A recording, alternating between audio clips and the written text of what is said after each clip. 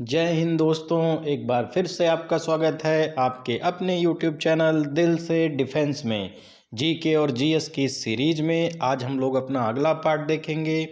तो आइए पहला प्रश्न देखते हैं। राष्ट्रीय विज्ञान दिवस कब मनाया जाता है? तो राष्ट्रीय विज्ञान दिवस यानी वर्ल्ड नेशनल साइंस डे जो होता है वो होता है 28 फरवरी। अगला प्रश्न देखते हैं।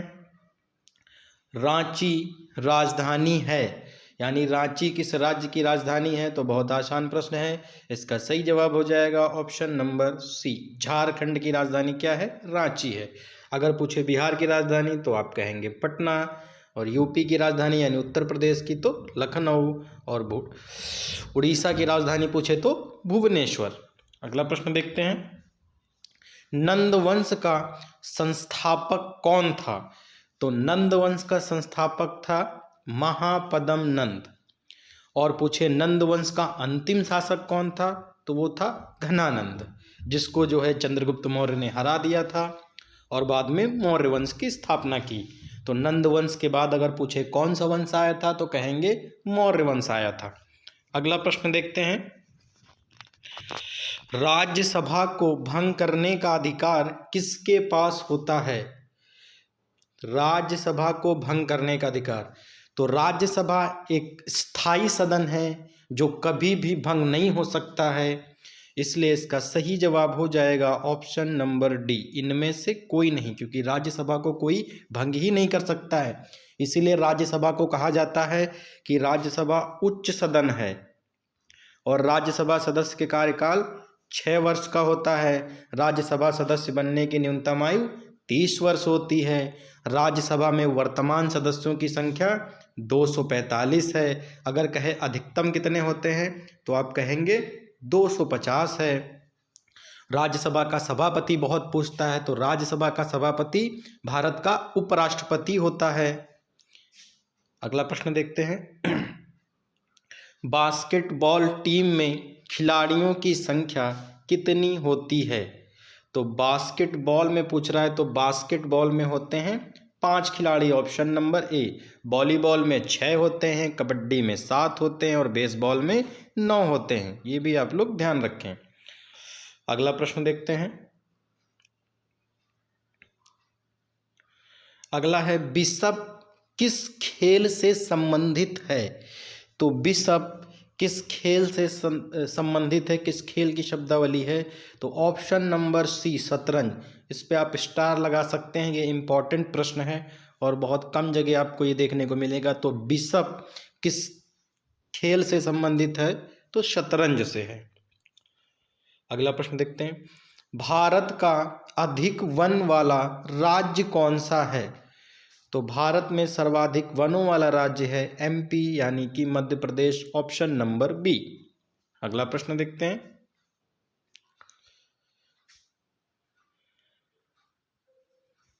भारत की माउंट एवरेस्ट पर चढ़ने वाली पहली महिला कौन है? तो इसका सही जवाब हो जाएगा option number C, Bachendri Pal.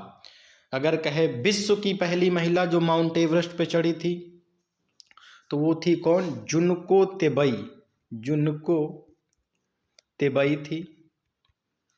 और कहे विश्व के पहले पुरुष जो माउंट एवरेस्ट पे चढ़े तो वो थे शेरपा तेंजिंग। और माउंट एवरेस्ट है कहाँ पे ये? तो ये है नेपाल में है, जहाँ इसे सागरमाथा के नाम से जानते हैं। कहेगा नेपाल में माउंट एवरेस्ट को किस नाम से जाना जाता है?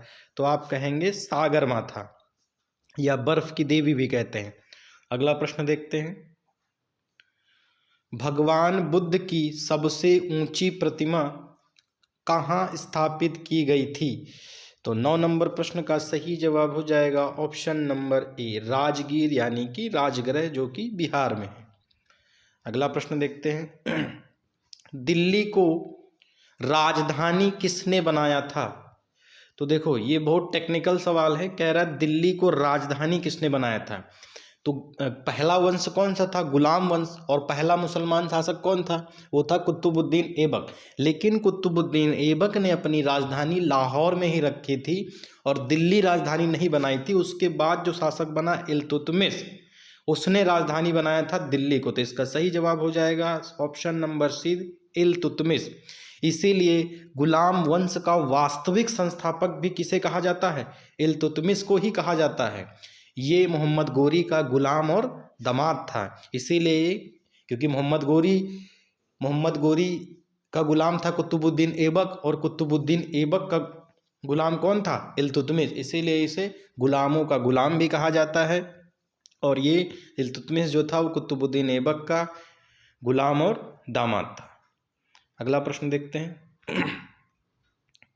अगला प्रश्न है, पहला एशियाई खेल कहाँ आयोजित किया गया था?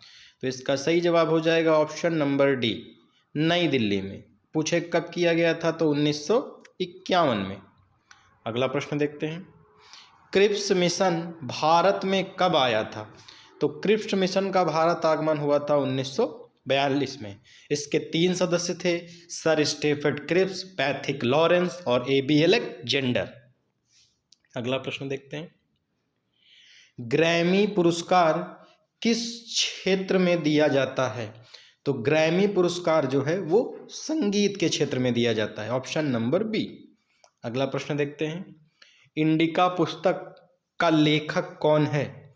तो इंडिका नामक जो पुस्तक थी वो लिखी थी मेगास्थनीज ने। और पूछता है मेगास्थनीज किसके शासनकाल में भारत आया था? तो ये चंद्रगुप्त मौर्य के शासनकाल में भारत आया था। इसी इंडिका पुस्तक में इसने मौर्य युगीन साम्राज्य के बारे में विस्तार से जानकारी दी है। और मेगास्थनीज किसका जो राजदूत था? तो वो सेलुकस निकेटर का राजदूत था। अगला प्रश्न देखते हैं, जो जीके का आज का लास्ट प्रश्न है। लिखा हुआ है, सूर्य का निकटतम ग्रह कौन सा है?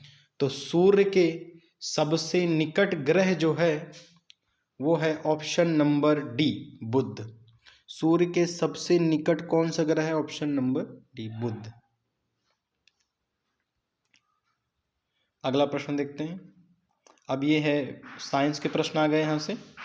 ट्रेकोमा बीमारी होती है? तो ट्रेकोमा 16 नंबर प्रश्न का सही जवाब हो जाएगा। ये वायरस से होती है, यानी विषाणु से। ट्रेकोमा शरीर के किस अंग को प्रभावित करता है? ये कमेंट करके बताइएगा। अगला प्रश्न देखते हैं, क्लोरोफिल का खनिज घटक है? तो 17 नंबर प्रश्न का सही जवाब हो जाएगा ऑप्शन नंबर बी, मैग्नीशियम। अगला प्रश्न देखते हैं,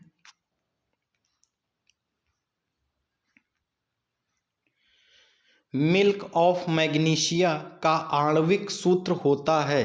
तो 18 नंबर प्रश्न का सही जवाब हो जाएगा ऑप्शन नंबर डी, MgOH का होल ट्वाइज। अगला प्रश्न देखते हैं, मानव रुधिर में मौजूद शर्करा की अधिकतर मात्रा होती है? तो 19 नंबर प्रश्न का सही जवाब हो जाएगा ऑप्शन नंबर बी, ग्लूकोज। अगला प्रश्न देखते हैं, छिली हुई सब्जियों को धोने से कौन सा विटामिन निकल जाता है?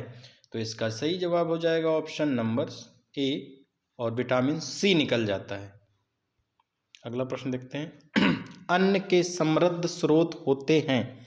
तो 21 नंबर प्रश्न का सही जवाब हो जाएगा ऑप्शन नंबर ए, स्टार्च। अगला प्रश्न देखते हैं, ऊष्मा द्वारा तत्काल नष्ट हो जाने वाला विटामिन कौन सा है? तो 22 नंबर प्रश्न का सही जवाब होगा ऑप्शन नंबर बी, एस्कर्बिक अम्ल। अगला प्रश्न देखते हैं, विटामिन B9 का रासायनिक नाम क्या है? B9 का पूछ रहा है, तो 23 नंबर प्रश्न का सही जवाब हो जाएगा ऑप्शन नंबर डी, फॉलिक अम्ल। अगला प्रश्न देखते हैं, सिलिकॉन क्या है? तो 24 नंबर प्रश्न का सही जवाब हो जाएगा ऑप्शन नंबर ए, अर्धचालक है। अगला प्रश्न देखते हैं, वायु में नाइट्रोजन का प्रतिशत कितना होता है? तो 25 नंबर प्रश्न का सही जवाब हो जाएगा ऑप्शन नंबर सी, 78.03।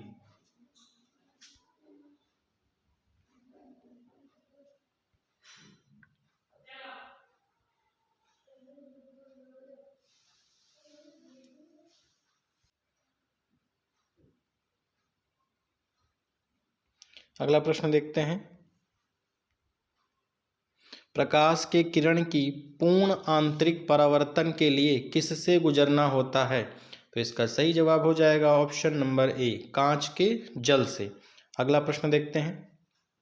निम्न में अदिश राशि है, तो इसका सही जवाब हो जाएगा ऑप्शन नंबर सी, दूरी। अगला प्रश्न देखते हैं। प्रकाश छोटे छोटे कणों से मिलकर बना है, इसका सही जवाब हो जाएगा ऑप्शन नंबर सी, फोटॉन से।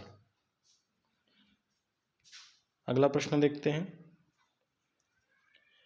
चुंबक रक्षक किसके टुकड़े होते हैं? तो इसका सही जवाब हो जाएगा ऑप्शन नंबर डी, नर्म लोहा। आज का लास्ट प्रश्न देख लेते हैं।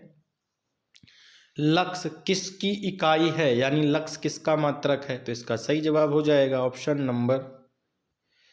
Option number D, Pradeep. तो ये थे जीके और जीएस के प्रश्न।